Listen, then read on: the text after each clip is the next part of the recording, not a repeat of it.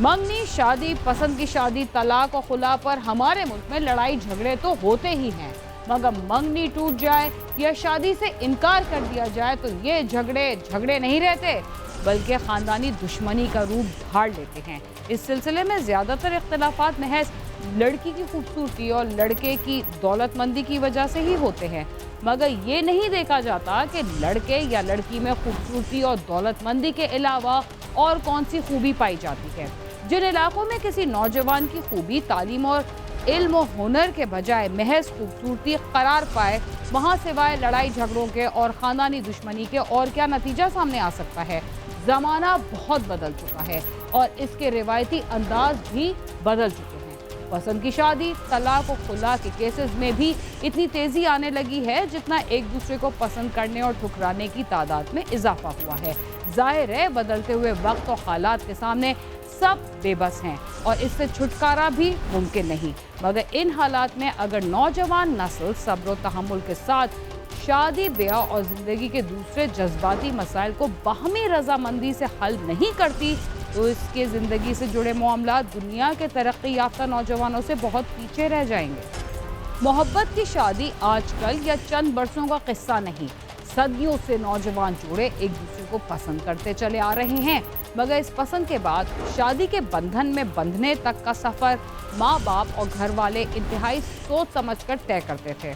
बहुत सारे वालिदैन शादी करते वक्त ये बात नहीं सोचते कि उनकी बेटी या बेटा भी शायद किसी को पसंद करता हो।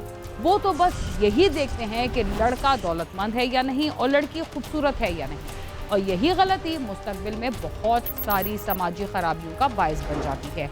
कसूर में एक माँ ने अपने बेटे के लिए खुशी खुशी एक लड़की तो तलाश कर ली, मगर ये ना सोचा कि लड़की के दिल में क्या है। शादी से कबल वो किसी रिश्ते से बंधी हुई तो नहीं थी या वो किसी और को तो पसंद नहीं करती थी। ये बज़ाहिर बहुत मामूली बात समझी जा रही थी, मगर बेटे की शादी के कुछ अरसे बाद ही ये मामूली बात पूरे घर पर बिजली बनकर कैसे गिरी, आइए हम आपको बताएं। कसूर के इलाके भसरपुर की रहायशी जरीना बीबी को उसके शोहर ने तलाक दे दी। उसकी जिंदगी का वाहिद सहारा उसका बेटा मोहम्मद अरफान था। जरीना बीबी ने मेहनत मजदूरी करके उसे अच्छी तालीम दिलवाई। मोहम्मद अरफान ने तालीम से फारिग होने के बाद अपना कारोबार करने की ठानी तो माँ ने उसे जूते बनाने का कारखाना शुरू करवा दिया। बेटा जवान हो गया, कारोबार सेट हो गया तो 3 साल कबल जरीना बीबी ने इलाके की रहायशी एक लड़की इशरत बीबी से उसकी शादी कर दी और 1 साल बाद अल्लाह पाक ने उन्हें एक बेटे से नवाज दिया। 17 जुलाई को तमाम घर वाले सो गए कि रात 2:30 बजे के लगभग 3 नामालूम अफराद उनके घर दाखिल हुए, जिन्होंने सोए हुए मोहम्मद अरफान पर अंधाधुंध फायरिंग कर दी और फरार हो गए। फायरिंग की आवाज सुनकर घर वाले और मोहल्लेदार बेदार हो गए। देखा तो मोहम्मद अरफान शदीद जख्मी था। उसे फौरी तिब्बी इमदाद के लिए अस्पताल ले जाया गया, मगर वो जख्मों की ताब न लाते हुए दम तोड़ गया। पुलिस ने नामालूम अफराद के खिलाफ मुकदमा दर्ज करके तफ्तीश शुरू कर दी। मोहम्मद इरफान को किसने और क्यों कत्ल किया, हर कोई परेशान था। पुलिस वाले रिवायती अंदाज से तफ्तीश कर रहे थे, जबकि वर्सा और अहले इलाका ने भी अपनी छानबीन जारी रखी और फिर सब कुछ सामने आ गया। कातिल कौन था आइए जानते हैं, मगर इससे कबल ये भी जानते हैं कि इरफान की शादी इशरत बीबी से किन हालात में हुई, ताकि आपके जहन में कोई उलझन ना रहे। इशरत बीबी की इरफान से शादी से कबल मकामी रहायशी राजा रियाज के बेटे मोहम्मद इमरान से मंगनी हुई थी। मंगनी के कुछ अर्सा बाद ही इमरान कत्ल के मुकदमे में जेल चला गया, जिसके बाद इशरत के घर वालों ने उसकी मंगनी तोड़ दी और 3 साल कबल अरफान से उसकी शादी हो गई। मगर वर्सा के मुताबिक इमरान के जेल से आने के बाद उसका इशरत से मिलना जुलना शुरू हो गया। उनके आपसी ताल्लुकात इस हद तक थे कि एक रात प्लानिंग के तहत इशरत ने सब घर वालों को नशा अवशय खिला दी, जिसके बाद रात गए राजा रियाज उसके 2 बेटों इमरान और महबूब ने घर में घुसकर अरफान को गोलियां मारकर मौत के घाट उतार दिया।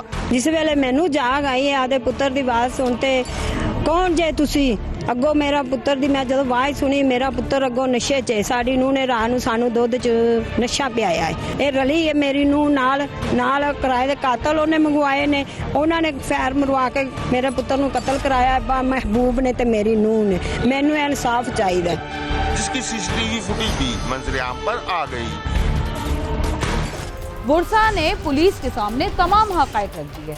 मगर पुलिस ने मुल्जिमान को गिरफ्तार न किया, जिस पर गुरसा ने इंसाफ के हुसूल के लिए एहतजाज का रास्ता अपनाया। देखते हैं कि उन्हें कितनी कामयाबी मिली। मोहम्मद इरफान के कातलों को गिरफ्तार न करने पर गुस्सा और अहले इलाका ने टायर जलाकर फिरोजपुर रोड ब्लॉक कर दी और पुलिस के खिलाफ सख्त नारेबाजी की। मुजाहिरीन का कहना था कि मुल्जिमान बाअसर हैं, इसलिए पुलिस उन्हें गिरफ्तार नहीं कर रही। है कि 2.5 माह हो गए इस लड़के इरफान को कत्ल हुए। इरफान जो कि एक बिल्कुल शरीफुल नफ्स और बहुत अच्छा बंदा था, सौमो सलात का पाबंद था। मुल्जिम इमरान चंद रोज कबल ही एक 8 साल बच्ची को ज्यादती का निशाना बनाने पर गिरफ्तार होकर जेल चला गया। पुलिस हुकाम ने मुजाहिरीन को यकीन दहानी करवाई कि मुल्जिमान के खिलाफ तफ्तीश हो रही है, पुलिस अपना काम कर रही है और गुस्सा को इंसाफ दिलाया जाएगा। आप ये जो कह रहे हैं कि पहले कुछ नहीं किया, पहले ऐसी चीजें जो डिस्क्लोज मैं नहीं कर सकता, ठीक है, और यहाँ पे करना मुनासिब नहीं है। हमने अपने अल्लाह को जवाब देना और अल्लाह की रजा के लिए कर रहे हैं और इंशाल्लाह ये मैंने वादा किया खुदा को गवाह बना के सामने लाएंगे और इंशाल्लाह ये सामने होगा। अब ये आप कहेंगे 2 माह में क्यों नहीं हुआ, 2.5 माह में क्यों नहीं हुआ, तो पुलिस खामोश नहीं है, उस पर काम चल रहा है और हो रहा है। ऐसा शीशे की तरह हर चीज सामने आ जाए।